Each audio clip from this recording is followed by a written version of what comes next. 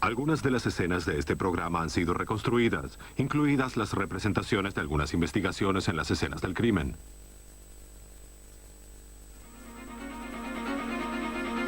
Los investigadores del caso de una sobredosis de drogas utilizan su ingenio para atrapar a un asesino en serie. Algo dentro del agua mató a una oficinista en Arizona.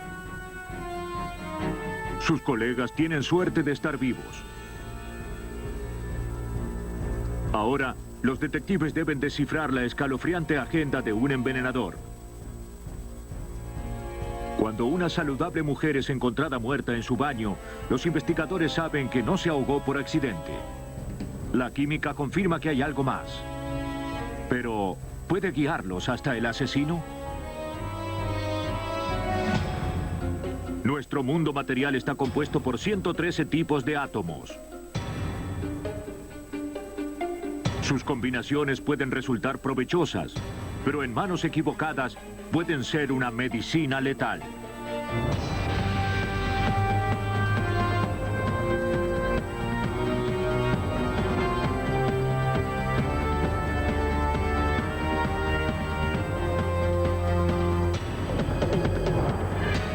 Los nuevos detectives. Casos estudiados por la ciencia forense. Hoy presentamos Medicina Letal. El sábado 10 de diciembre de 1994 a las 10 de la mañana, la policía de Detroit llegó al cuarto de hotel de Lowell y Roberta Amos, a solo unos metros de la estación de policía. Lowell reportó que su esposa había sufrido una sobredosis de cocaína y estaba muerta.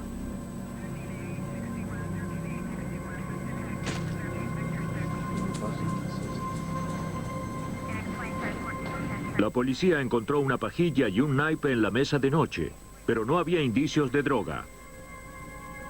El señor Amos dijo que entró en pánico y que se deshizo de ella cuando despertó y descubrió que su esposa estaba muerta. Según la policía, Amos había hecho más que librarse de la cocaína. La habitación estaba limpia, demasiado limpia. Sin embargo, las sábanas donde se encontraba la víctima estaban muy manchadas y tiznadas. ¿Cuánto tiempo más debes trabajar allí? A pesar de que la víctima no llevaba maquillaje, la funda de la almohada estaba saturada de cosméticos.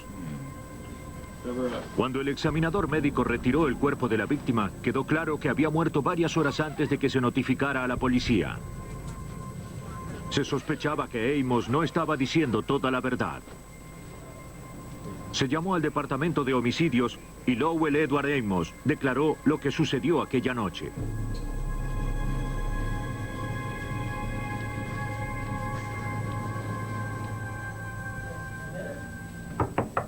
Yo voy.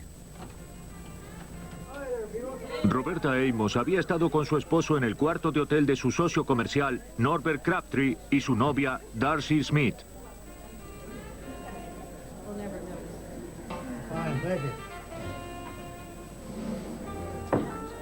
Se celebraba la fiesta de Navidad de la empresa y los ejecutivos disponían de una habitación en el hotel para no tener que conducir por la noche. A pesar de que Lowell y Roberta Amos estaban separados, ella accedió a acompañarlo a la fiesta.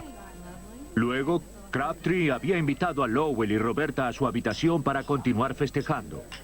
Permanecieron allí hasta las 4:30 de la mañana.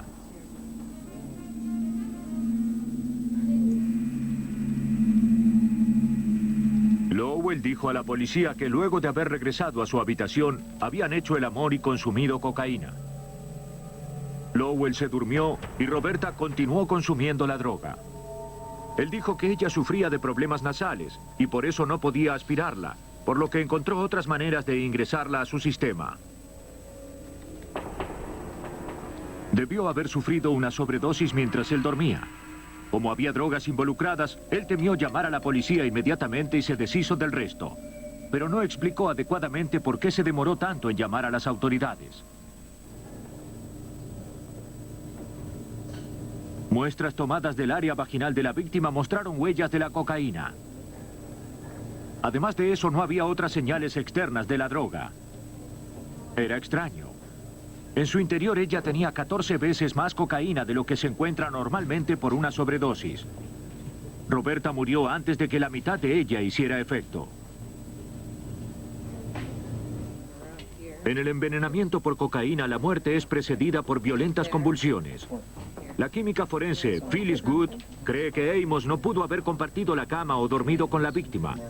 De hecho, probablemente él no hubiera podido dormir. La cocaína es un estimulante del sistema nervioso central que tiene el efecto de mantener a la persona despierta y llena de energía. No es normal que una persona pueda dormir después de haber consumido cocaína. Quitemos esta sábana de aquí. Lowell Amos se esforzó por limpiar el lugar, pero su historia sobre la muerte de su esposa no estaba clara. Ahora los investigadores deben probar que él la mató. En el laboratorio criminal de la policía del estado de Michigan, Phyllis Good examinó las sábanas para determinar qué causó las manchas.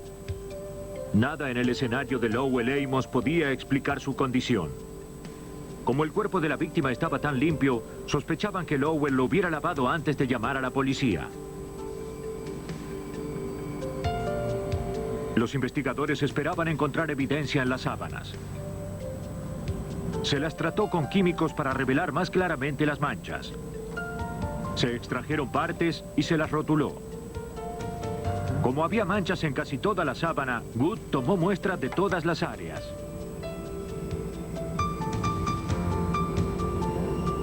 Se repitió el mismo proceso con la funda de la almohada para ver si se podía identificar algo además del maquillaje.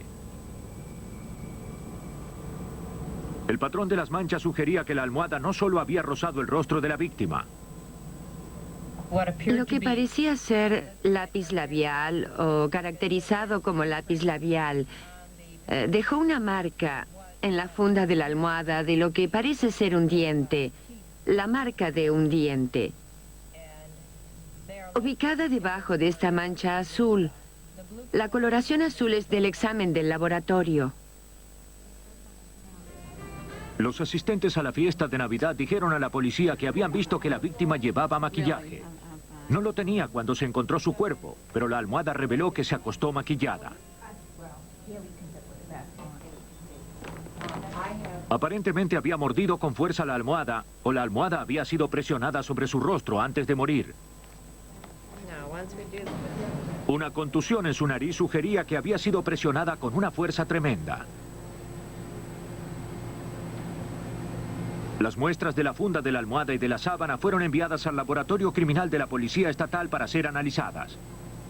Los investigadores esperaban los resultados. Mientras tanto, la policía interrogó a Norbert Crabtree y a un socio. Admitió que el día de la muerte, Lowell Amos había llamado a su habitación a las 8:30 de la mañana diciendo que necesitaba ayuda. No fue específico. Crabtree, que se había despertado por el llamado, llegó a las 9:30 con otro socio. Lowell les dijo que Roberta estaba muerta y les dio un bolso para que guardaran.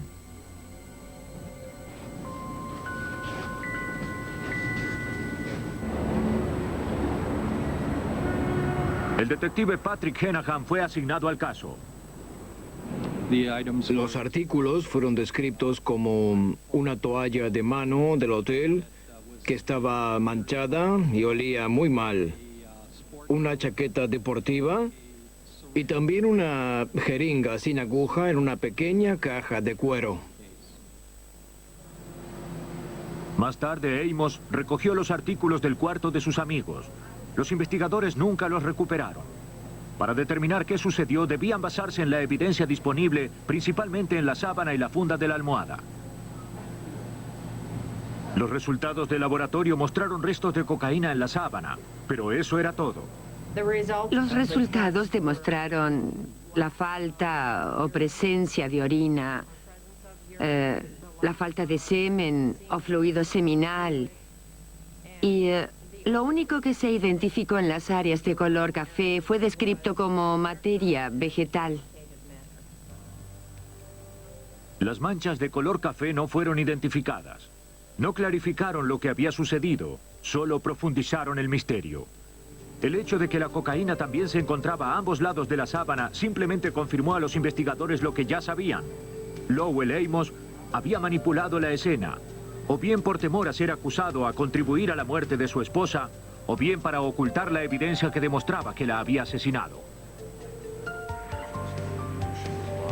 Mientras los investigadores reflexionaban sobre esto, el pasado de Lowell Amos cobró importancia. Parecía que Amos podía haber sido un asesino de mujeres.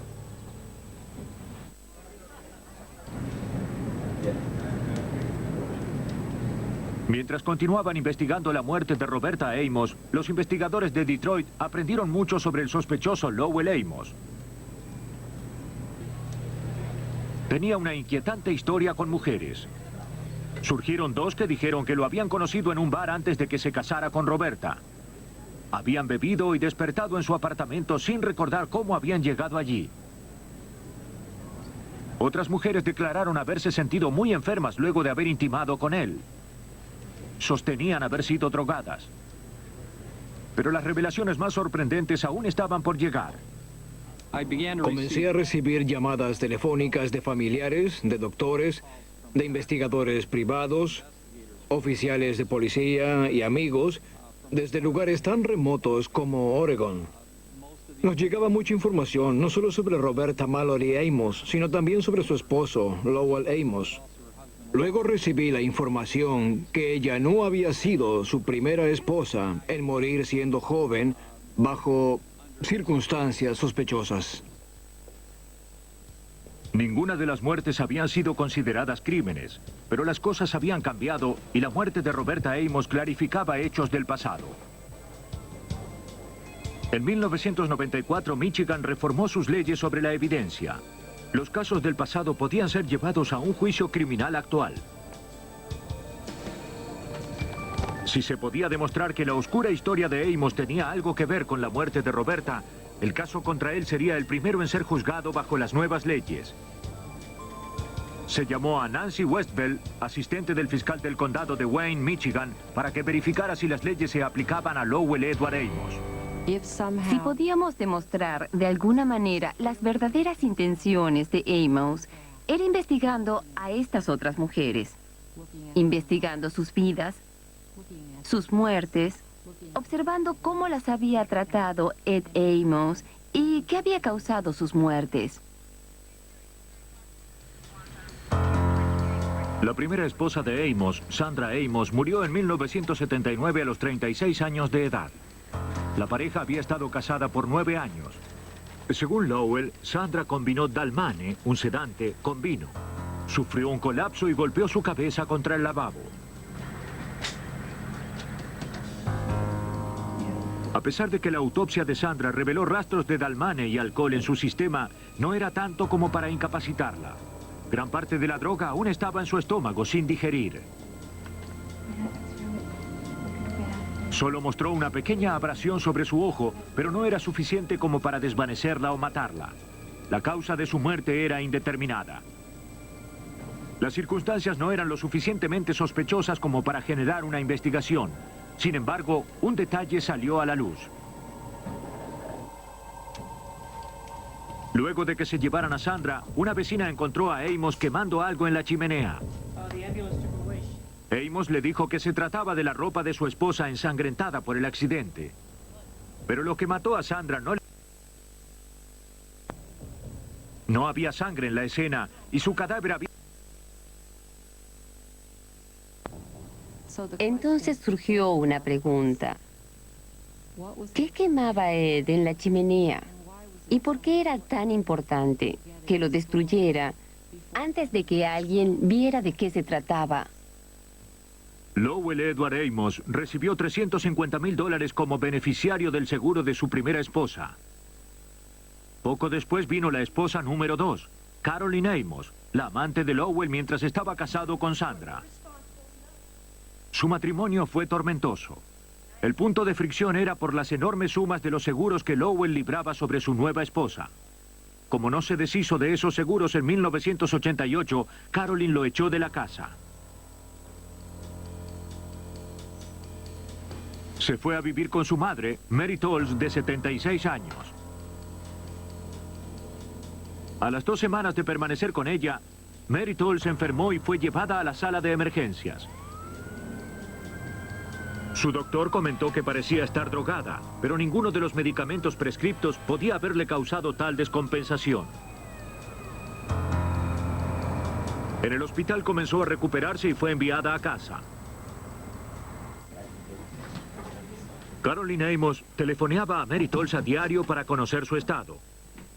Unas semanas después de que Tolles regresara del hospital, Lowell respondió al llamado de Caroline diciendo que había descubierto que su madre estaba muerta, aparentemente desde hacía varias horas. Caroline fue a la casa con una amiga y encontró a Lowell cargando sus cosas en su auto. No quería que nadie supiera que estaba viviendo allí. Lowell heredó más de $1 millón de los bienes de su madre. A Mary Tolles no se le realizó ninguna autopsia a causa de su enfermedad. Caroline dejó que Lowell regresara a su casa.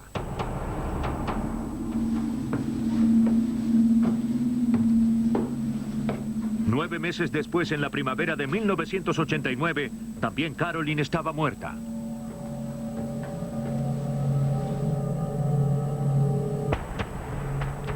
Según la declaración policial de Lowell, él le llevó una copa de vino mientras ella estaba en el cuarto de baño secando su cabello.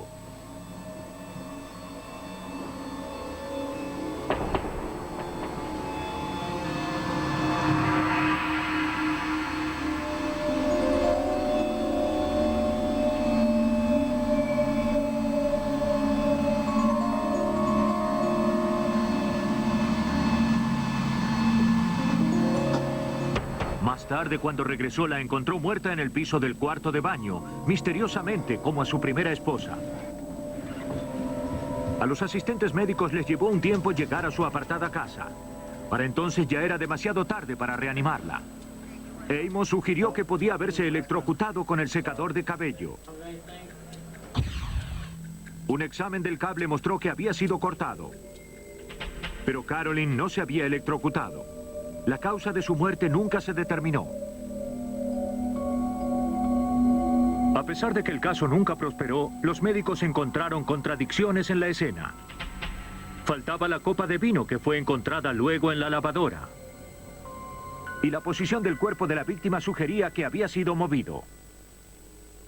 El pantalón y la camisa de su pijama estaban subidos, tanto en sus piernas como en su cintura, arremangados como si hubiera sido movida.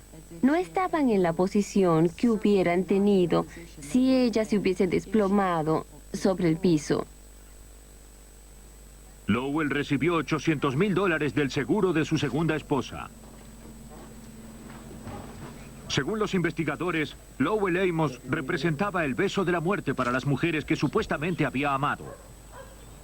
A pesar de que el matrimonio de Roberta Amos fracasaba, ella disfrutaba del éxito profesional. Poco antes de su muerte había comprado una casa con su propio dinero. Su plan consistía en finalizar legalmente su matrimonio con Lowell y comenzar de nuevo. Lowell Edward Amos no tenía un interés comercial en su muerte. Los investigadores creen que él no podía soportar la idea de que ella lo rechazara.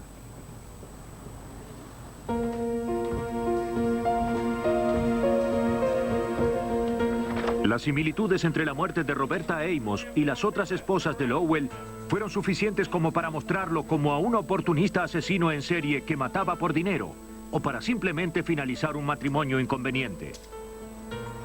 Basadas en la evidencia recogida y en los fantasmas de su pasado, las autoridades tuvieron lo que necesitaban para arrestar a Lowell por el asesinato de su tercera esposa, Roberta Amos. En el juicio, la fiscalía mostró cómo fue la última noche de Roberta Amos. Luego de dejar la habitación de Norbert Crabtree, la pareja se dirigió a su propia habitación donde Lowell disolvió una gran cantidad de cocaína en agua. De alguna manera fue capaz de incapacitar a la víctima. Una vez sometida, utilizó una jeringa para administrarle la letal dosis de cocaína. Luego, quizás mientras ella sufría convulsiones, la ahogó con la almohada. Después lavó su cuerpo y limpió la escena del crimen lo mejor que pudo antes de telefonear a Crabtree para deshacerse de la evidencia.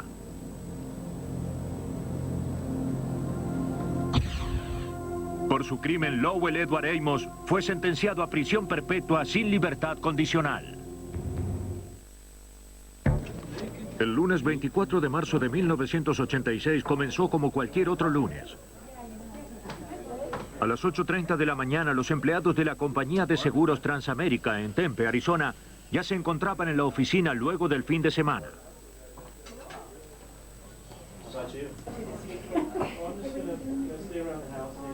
Julianne Williams, de 46 años de edad, comenzó el día con una visita a la sala de descanso, al igual que sus colegas.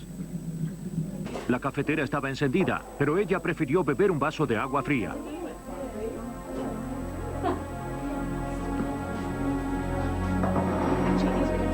Necesitó solo un trago para ver que algo andaba mal.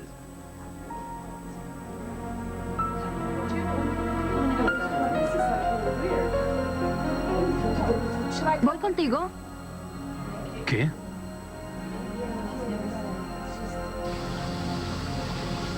Se sintió mal inmediatamente y se dirigió al baño. No lo sabía, pero ya no había nada que hacer.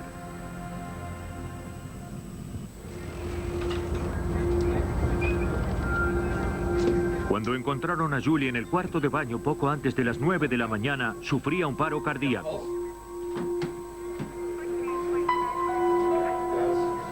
No tiene pulso. Debemos hacerle reanimación cardiopulmonar. Para cuando llegaron los paramédicos, ella estaba en coma. La trasladaron al hospital.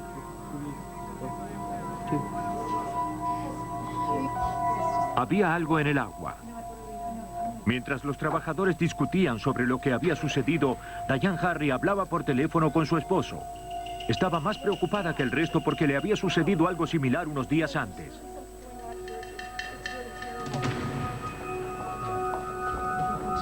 Para cuando llegó la policía para investigar, el esposo de Diane Harry, Louis Harry, ya estaba allí viendo qué podía haber envenenado el agua.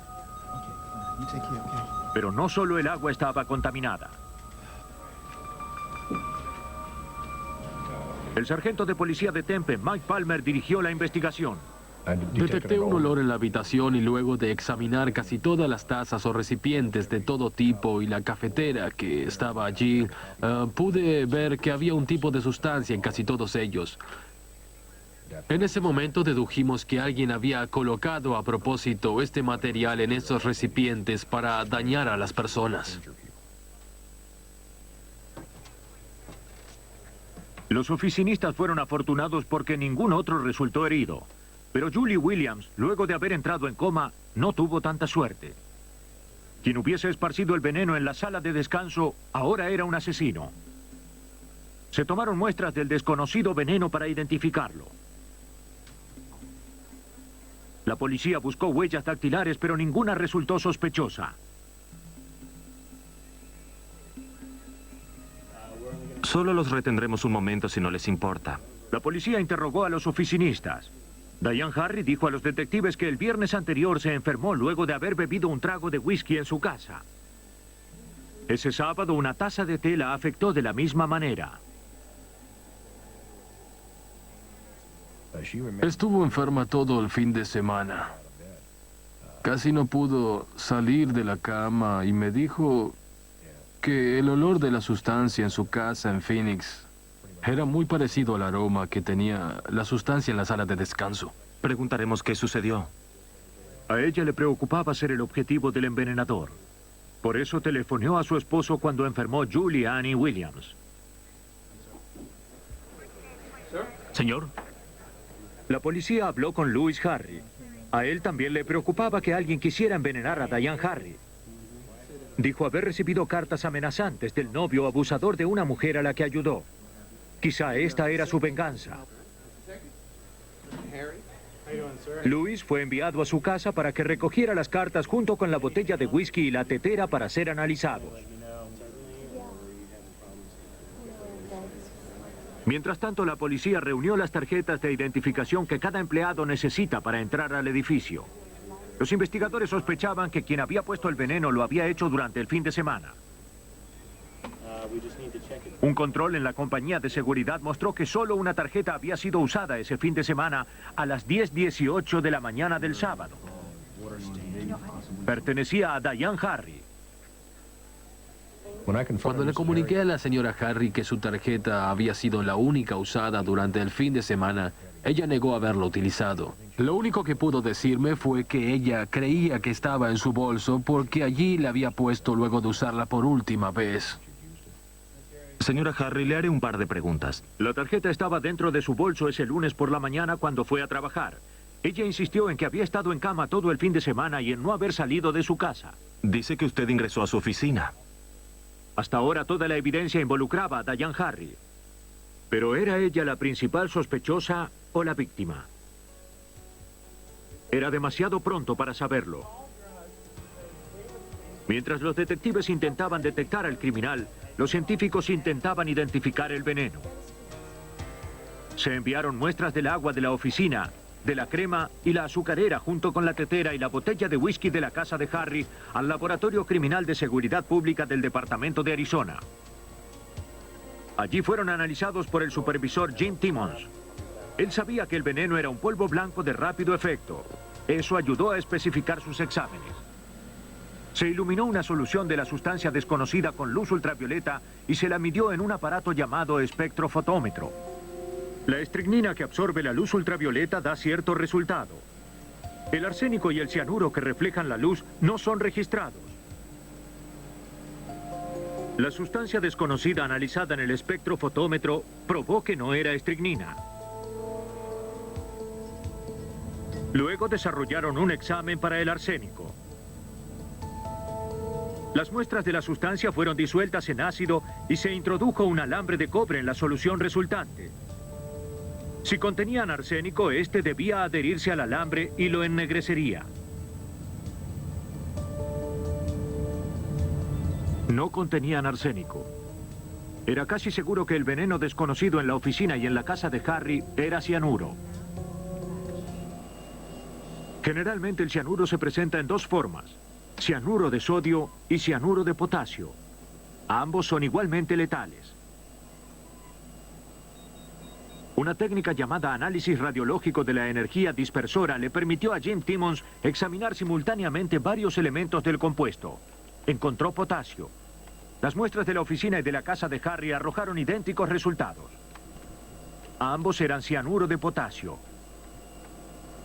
Solo el refrigerador de agua contenía suficiente cianuro como para matar a 150 personas. El asesino había ubicado sus trampas en ambos lugares y había lanzado su red para atrapar a una víctima. Diane Harry era afortunada al estar con vida o intentaba encubrir su rol de envenenadora. El interrogatorio continuó. Le pregunté a la señora Harry sobre la posibilidad de que su esposo tomara su tarjeta electrónica y así tuviera acceso al edificio. Ella dijo que podría haberla tomado, pero hasta donde ella sabía, estaba en su bolso y era imposible que su esposo lo hubiera tomado. Señor Harry, ¿cómo está hoy? Si realmente Diane no había utilizado su tarjeta de seguridad del sábado, quizás su esposo lo hubiese hecho. Él era la única persona que tenía acceso a ella. Dijo que ese día no había tenido un rumbo fijo. No podía confirmar dónde había estado a la hora en que la tarjeta fue usada para ingresar al edificio. Insistió en que el asesino era el celoso novio de una mujer a la que había ayudado. Tenía las cartas amenazadoras para probarlo. Mientras los documentos eran examinados, los investigadores se centraron aún más en los movimientos de Louis Harry. Su interrogatorio los guió hasta una tienda frente al edificio del empleo de su esposa. Pudimos encontrar a un individuo que observó a un hombre de raza negra conduciendo un auto deportivo azul como el del señor Harry. En el momento aproximado en que fue usada la tarjeta de acceso de su esposa Diane Harry para abrir la puerta de la oficina. Eso dio a los investigadores el poder que necesitaban para obtener una orden de cateo en la oficina de Louis Harry. Él trabajaba en el departamento de atletismo de una escuela comunal. Los detectives encontraron la etiqueta de un proveedor de químicos en el papelero, un poco de polvo blanco sobre un estante y un pequeño cuchillo de plástico también cubierto con polvo, luego identificado como cianuro.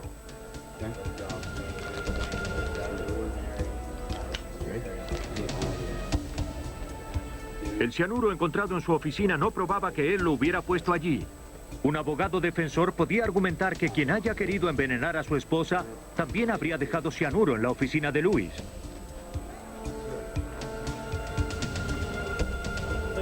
Pero el siguiente descubrimiento sería mucho más difícil de explicar. Allí también había un papel con la versión escrita a mano de las cartas amenazadoras que le habían sido enviadas. Las últimas amenazas. El papel y una caja de sobres fueron llevados al Departamento de Seguridad Pública, donde fueron analizados por el analista forense de documentos Bill Flynn. En muchas formas, la escritura a mano es aún más individualista que el ADN. Por esta razón, hay grupos de personas en la sociedad, como los gemelos monocigotas o gemelos idénticos, que tienen de hecho idénticas características de ADN. Sin embargo, en la identificación forense de la escritura a mano, nunca hemos encontrado a dos personas con características de escritura idénticas. La escritura de las cartas fue comparada con muestras de la escritura de Lewis Harry, tomada de formularios comerciales en su oficina y en el Departamento de Transporte Automotor. Flynn pudo confirmar que Harry había escrito los borradores de las dos cartas amenazadoras que él declaró que le fueron enviadas. Luego de perfeccionar su estilo caligráfico, mecanografió las cartas y las envió. Un análisis de los sobres probó esto. Las cartas que Harry había presentado a la policía habían sido enviadas en sobres levemente defectuosos. Los sobres sin usar de la caja confiscada en la oficina de Harry tenían el mismo defecto. Flynn se basó en ese defecto para fortalecer su caso. El defecto que habíamos notado en ese sobre era realmente extraño. La razón de esto es que había resultado lo suficientemente grave como para discontinuarlo. Por cierto, debieron arreglar la línea de fabricación de los sobres y recomenzar para eliminar ese tipo de error. Para Lewis Harry, los sobres defectuosos eran especialmente incriminatorios. Pero no sellaban el caso. Los forenses solo habían probado que él mismo se había enviado las cartas amenazadoras. Ahora debían probar que él había llevado a cabo sus promesas. Para vincular a Lewis Harry con el envenenamiento de la oficina de su esposa, los detectives necesitaban probar que él había comprado el cianuro. Se dirigieron a la compañía química de la etiqueta encontrada en la oficina de Lewis y obtuvieron sus registros de venta. El vendedor recordaba haber vendido cianuro de potasio a un hombre afroamericano. En la orden de compra figuraba el nombre Charles Holly. Se contactó a un hombre afroamericano llamado Charles Holly. Él dijo a la policía que jamás había comprado cianuro. Su firma no coincidía en nada con la de la orden de compra.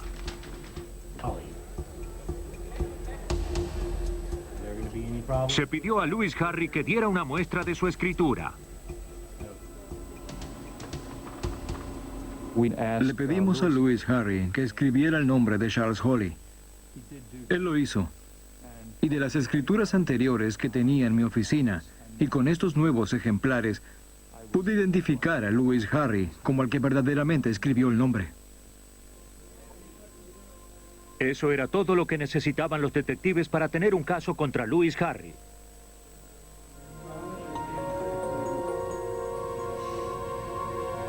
Según el fiscal, Harry había recibido cartas amenazadoras del exnovio de una mujer que era su nueva amante secreta.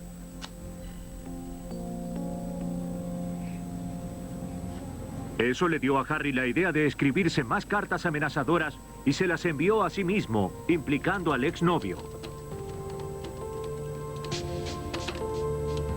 Escribió manualmente sus cartas antes de mecanografiarlas.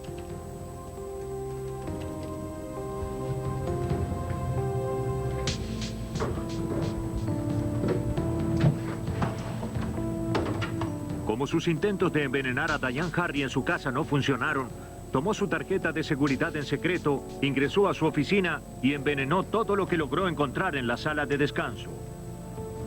Era un visitante frecuente de la oficina de su esposa, por lo que sus huellas no resultaron sospechosas. Pero cuando Diane lo llamó luego de que Julie Annie Williams fuera envenenada, no perdió tiempo en llegar a la oficina para dejar aún más huellas, simulando estar preocupado.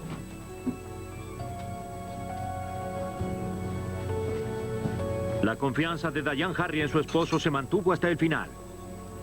Durante toda la investigación, ella se rehusó a creer que él podía haber sido el envenenador. Ni siquiera la evidencia logró convencerla, pero el jurado tuvo otra opinión. Por la muerte de Julie Ann Williams, Louis Harry fue sentenciado a prisión perpetua por homicidio en primer grado, más otros 105 años por intento de asesinato. Cumplirá su condena por al menos 95 años. En Albuquerque, Nuevo México, en la mañana del 28 de marzo de 1990, Jane Woodward, de 6 años de edad, telefonó a su padre porque no podía encontrar a su madre. Los Woodward se habían separado hacía 3 meses.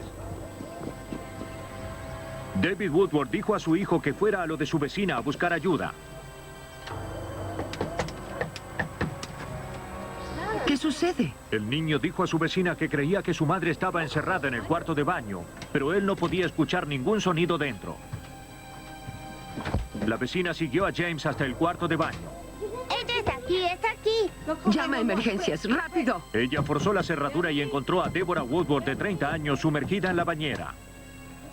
Un olor como de solvente invadía el aire.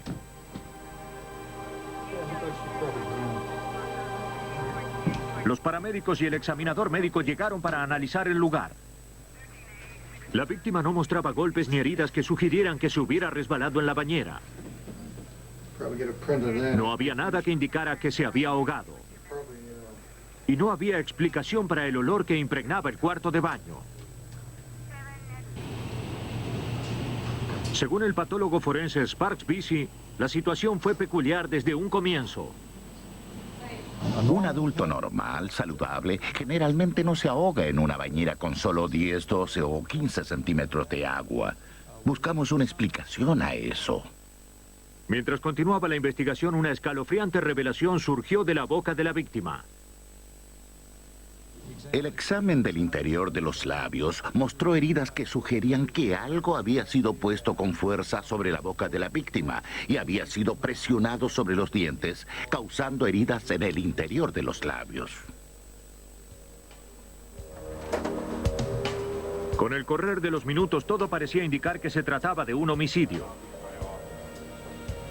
El examen de sangre mostró que no había alcohol en el sistema de la víctima, pero reveló una sustancia similar a la acetona o al removedor de esmalte.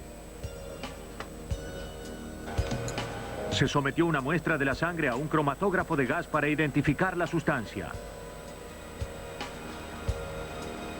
Resultó ser éter. De hecho, cada tejido del cuerpo de la víctima estaba saturado con él. El éter es un líquido volátil que puede deprimir el sistema nervioso central. Dependiendo de cuánto se inhala, puede causar mareos, inconsciencia o la muerte por falla respiratoria. Tiempo atrás fue una forma común de anestesia médica, pero fue reemplazado por métodos más predecibles y seguros. El éter puede ser producido por el cuerpo por la descomposición de otros químicos o drogas que haya consumido la víctima. El jefe toxicólogo Ronald Baker no creía que este fuese el caso. Pero el hecho de que estuviera distribuido en todos los tejidos y en muy altas concentraciones era un buen indicio de que esta sustancia se encontraba directamente relacionada con el desvanecimiento de la víctima. La víctima tenía en su sistema suficiente éter como para desvanecerla, pero murió ahogada. Esto no había sido un accidente.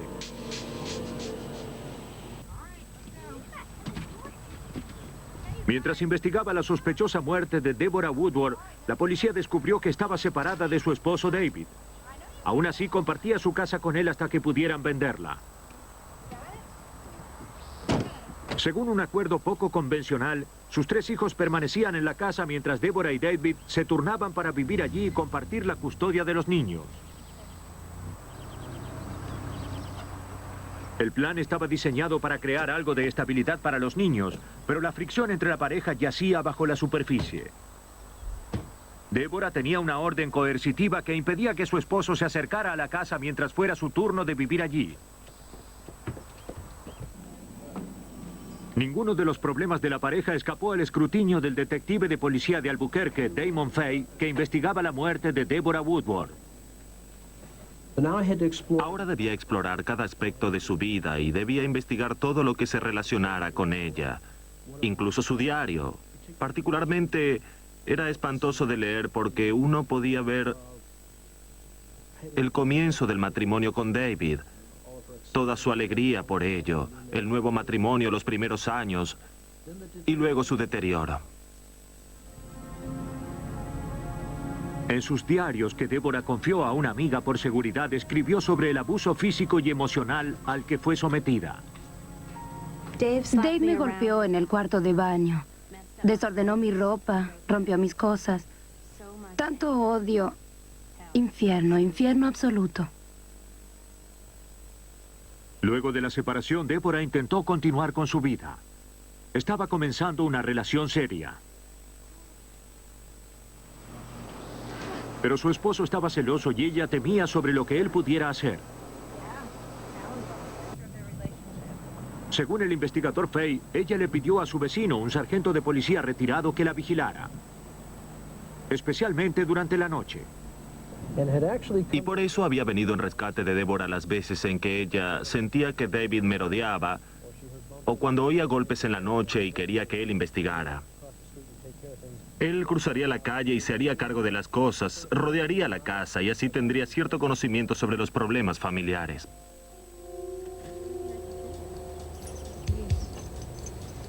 El vecino dijo a la policía que 6 meses antes Deborah había notado algo extraño en su automóvil.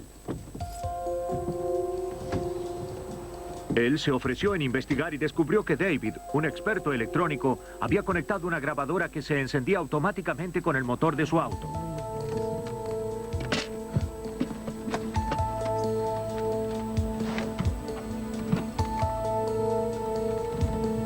Oh, no. Incluso había ocultado micrófonos en la casa y en el teléfono. No había lugar en la casa donde ella pudiera estar sin que él escuchara las conversaciones que se llevaban a cabo. Luego él podría retirar esas cintas, analizarlas y escucharlas una y otra vez enfurecido. David hacía todo lo que estaba en su poder para controlar a su esposa mientras Deborah orientaba todas sus fuerzas en lograr una separación amistosa. Era un duro juego competitivo y parecía que finalmente algo se había quebrado. El vecino dijo a la policía que varios días antes del asesinato vio a David Woodward desmantelando las luces sensoras de movimiento que había instalado recientemente en el perímetro de la casa. No pensó en ello entonces. Ahora parecía demasiado conveniente. Oportunidad para matar a su esposa. Pero ¿dónde estaba el arma? A pesar de que el éter fue utilizado obviamente para someter a la víctima, fueron sus impurezas las que captaron la atención de los investigadores. El asesino había usado éter impuro del tipo industrial, usado en los líquidos de arranque de carburadores. Su origen parecía ser el taller donde trabajaba David. Si podían vincularlo a una marca de líquido con los mismos contaminantes en él, estarían más cerca de cerrar el caso. Examinaron cada recipiente sin encontrar una coincidencia. Vi este programa la otra noche. Mientras los investigadores estaban ocupados rastreando el éter, uno de los compañeros de trabajo de Woodward contactó a la policía. Dijo que un año antes Woodward había hablado sobre cómo cometer un asesinato impunemente usando una sustancia volátil como el éter. Woodward decía que era indetectable. Dio muchos detalles sobre el tema, pero su compañero no le prestó demasiada atención. Y lo que haces es rociarlo sobre un lienzo y lo ubicas sobre su rostro.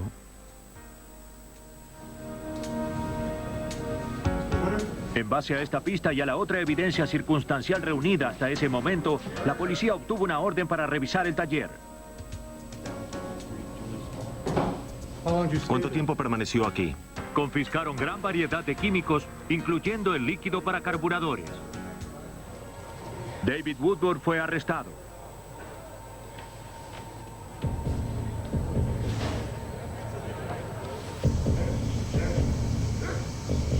Basándose en la evidencia, la policía reconstruyó el asesinato de Deborah Woodward.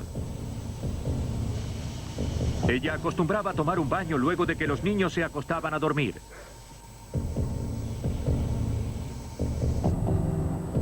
Mientras ella se preparaba para bañarse, David usó su llave para entrar a la casa.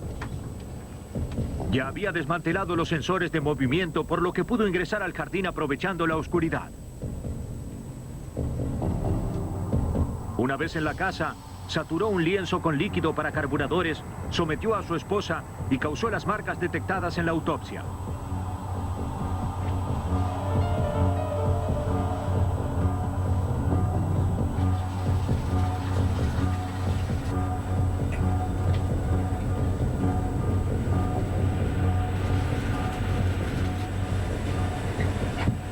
Mientras la víctima yacía inconsciente, David presionó su cabeza bajo el agua.